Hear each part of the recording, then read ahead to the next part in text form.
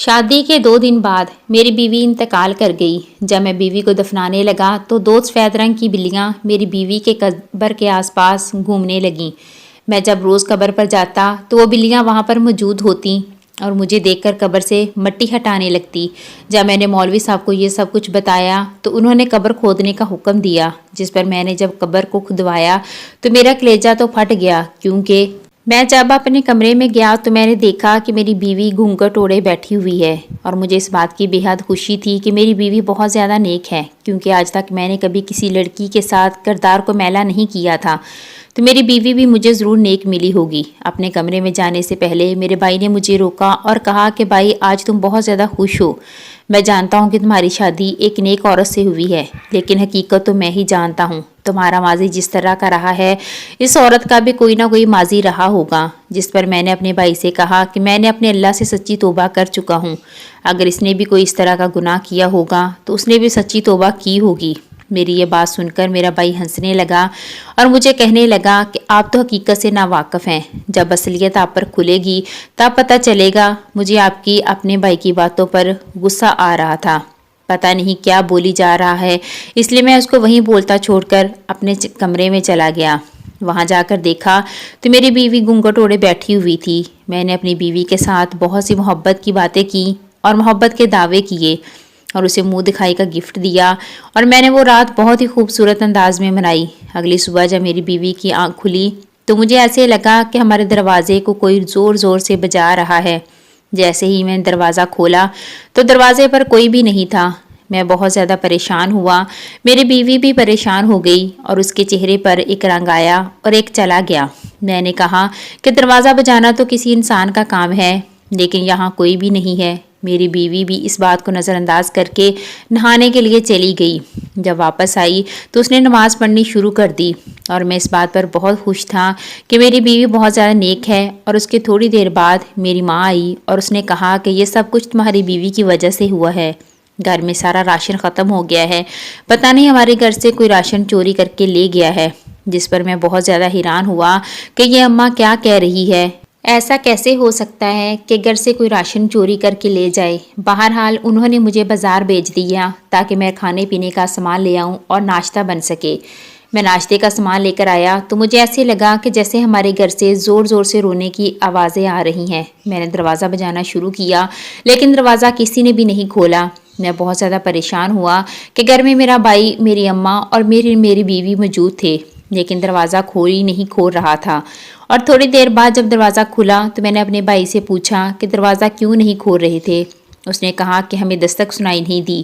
میں جب کمرے میں گیا تو وہاں بھی سب کچھ ٹھیک تھا، میری بیوی بیڈ پر بیٹھی ہوئی تھی۔ میں نے اسے پوچھا کہ ہمارے کمرے سے رونے کی آوازیں آ رہی تھی، چیخیں چلانے کی، تو کیا ہوا ہے؟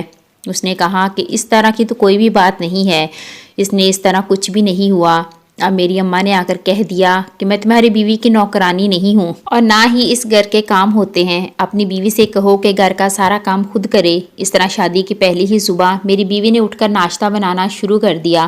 اب ناشتہ بنانے میں اتنی دیر تو نہیں لگتی، لیکن میری بیوی کو گئے ہوئے 1 گھنٹہ ہو گیا تھا۔ میں نے سوچا میں کچن میں جا کر دیکھتا ہوں، لیکن جیسے ہی کمرے کا دروازہ کھولنے کی کوشش کی تو دروازہ بند تھا۔ میں نے زور زور سے کھولنا چاہا لیکن دروازہ نہیں کھلا، اور پھر میں نے اپنے بھائی کی دروازہ کھولا۔ اس نے کہا کہ بھائی، آپ کو لگتا ہے کہ ذہنی توازن ٹھیک نہیں ہے، کیونکہ دروازہ تو پہلے ہی کھلا ہوا تھا، اور مجھے اس بات پر بہت غصہ آ رہا تھا۔ اس لیے جب میں نے کچن میں جا کر دیکھا تو میری بیوی ناشتہ بنا رہی تھی، اور اسی طرح ایک دن ایسا ہوا کہ میری بیوی میرے بھائی کے کمرے سے آ رہی تھی۔ مجھے اس پہ شک ہوا۔ میں نے اسے کہا کہ تم اس کمرے میں کیا کر رہی تھی؟ اس نے کہا کہ میں صفائی کرنے گئی تھی، جس پر میں نے اسے کہا کہ تمہیں کیسے پتا کہ کس گھر میں کتنے کمرے ہیں؟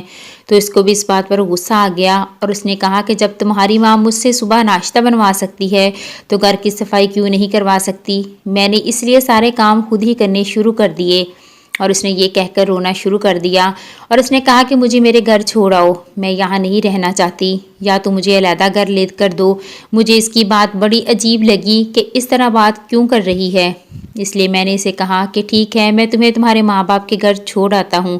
اور اٹھ کر اس نے سامان پیک کر لیا۔ میں بھی اس کو اس کے ماں باپ کے گھر لے گیا، لیکن میں نے اس کے والدین کو ہمارے جھگڑے کا نہیں بتایا، بس یہ کہہ دیا کہ آپ کی بیٹی آپ لوگوں کو بہت زیادہ یاد کرتی ہے، اور آپ لوگوں کے ساتھ کچھ دن رہنا چاہتی ہے۔ جب میں گھر واپس آیا تو میرے بھائی نے پھر مجھے باتیں سنانی شروع کر دیں۔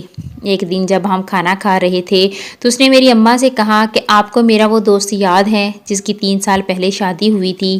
تو اس کی بیوی بھی روز روز میکے جاتی تھی، لیکن وہاں جا کر وہ اپنے پرانے عاشق سے ملتی رہتی تھی۔ یہ بات سن کر مجھے بہت زیادہ غصہ آیا کہ یہ کس طرح کی باتیں کر رہا ہے۔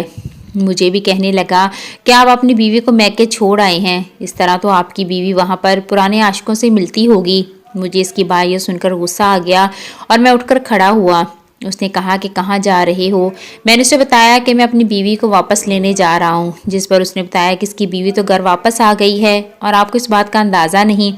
اور مجھے بہت زیادہ حیرت ہوئی کہ شاید میں اس وقت اماں کے کمرے میں تھا، لیکن جیسے ہی میں کمرے میں گیا تو میری بیوی بیڈ پر لیٹی ہوئی تھی اور وہ بالکل بھی ہوش میں نہیں تھی۔ مجھے سمجھ نہیں آیا کہ یہ کیا ہوا ہے۔ جب میں نے اس کو چیک کیا تو مجھ پر قیامت گزر گئی، کیونکہ میری بیوی انتقال کر چکی تھی۔ رہانے ایک خط پڑا ہوا تھا جس پر لکھا تھا کہ میں اپنے شوہر سے معافی مانگنا چاہتی ہوں، کیونکہ شادی سے پہلے میرے بہت سے مردوں کے ساتھ تعلقات تھے اور میرا شوہر مجھ سے بہت محبت کرتا ہے۔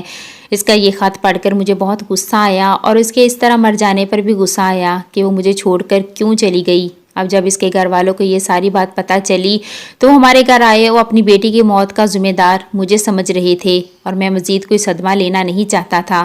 اسی وجہ سے اس کے والدین نے مجھ سے بات کرنا پسند نہیں کی اور کہا کہ ہماری بیٹی کی زندگی برباد کرنے کے ذمہ دار صرف یہ شخص ہیں۔ ہم اس بات کی پوری تحقیق کریں گے، کیونکہ ہماری بیٹی تو نیک ہے، اس کا تو ایسا کسی کے ساتھ کوئی تعلق نہیں تھا۔ اب میں اپنی بیوی کو قبرستان میں دفنا کر آیا تھا اور اس کے سارے گھر والے بھی واپس چلے گئے تھے، لیکن جیسے ہی شام ہوئی میں نے سوچا کہ اپنی بیوی کی قبر پر جا کر مغفرت کی دعا کرتا ہوں۔ جیسے ہی میں قبر پر گیا تو وہاں پر مجھے 2 بلیاں نظر آئیں، جو کہ مجھے دیکھتے ہی قبر کے ارد گرد چکر لگانے لگیں اور قبر کی مٹی کو کھودنے لگیں۔ مجھے یہ سب کچھ دیکھ کر ڈر لگ رہا تھا، اس لیے میں نے سوچا کسی عالم دین سے مشورہ کرنا چاہیے، اس لیے میں مولوی صاحب کو بلا لایا۔ میں اور میرے دوست بھی وہاں موجود تھے، تو مولوی صاحب نے بھی وہاں دعا کی، لیکن بلیاں مسلسل وہاں چکر کاٹ رہی تھی، جس پر مولوی صاحب نے کہا کہ قبر کو دوبارہ سے کھودا جائے۔ اور پھر گورگن نے ہمت کر کے قبر کو دوبارہ سے کھودا تو میں نے دیکھا کہ میری بیوی وہاں سانس لے رہی تھی۔ ہم نے جلدی سے اسے قبر سے نکالا اور ہسپتال لے گئے۔ وہاں جا کر پتہ چلا کہ میری بیوی کوما میں چلی گئی ہے۔ اب یہ کوما 1 دن کا بھی ہو سکتا ہے اور 1 مہینے کا بھی۔ کچھ دن بعد میری بیوی کوما سے ہوش آیا۔ جیسے ہی اسے ہوش آیا اس نے ساری حقیقت مجھے بتائی اور میرا بھائی گھر سے فرار ہو گیا، کیونکہ میری بیوی نے جب بتایا کہ شادی سے پہلے میں اور تمہارا بھائی ایک ہی یونیورسٹی میں پڑھتے تھے، اس نے مجھ پر غلط نظر رکھی ہوئی تھی اور مجھ سے دوستی کرنا چاہتا تھا، لیکن میں اس طرح کی لڑکی نہیں تھی۔ اسی وجہ سے میں نے اسے صاف انکار کر دیا اور کچھ عرصہ تک وہ خاموش رہا، لیکن جب اسے پتہ چلا کہ میں ہی اس کی بھابھی بن گئی ہوں تو اسے یہ بات برداشت نہیں ہوئی اور اس نے تہیہ کر لیا کہ میری زندگی کو برباد کر دے گا۔ اس لیے جس روز میں گھر آئی وہ مجھے کمرے میں تنہا دیکھ کر میرے کمرے میں آ گیا۔ میں نے چیخنا چاہا تو اس نے میرے سر پر کوئی چیز ماری جس سے میں بے ہوش ہو گئی۔ اب مجھے ساری حقیقت کا پتہ چلا کہ میرا بھائی مجھے اس طرح کیوں کہہ رہا تھا، لیکن مجھے ان بلیوں کی حقیقت معلوم نہیں ہوئی۔ تو میں نے اپنی بیوی سے ذکر کیا تو اس نے بتایا کہ شادی سے پہلے اس نے اپنے گھر میں 2 سفید رنگ کی بلیاں پال رکھی ہیں، وہ بلیاں اسی کی ہیں، اس لیے میں نے ان بلیوں کو قبرستان سے باہر جاتے دیکھا تھا اور میں حیران تھا کہ ایک پالتو جانور کے اندر اس قدر وفا ہے۔ میرا بھائی اس دن سے گھر سے فرار ہے۔ اب میں اپنی بیوی کے ساتھ اور اپنی ماں کے ساتھ اس گھر میں رہتا ہوں اور اپنی بیوی کے ساتھ بہت زیادہ خوش ہوں اور اس بات پر خوش ہوں کہ مجھے ایک نیک لڑکی ملی ہے۔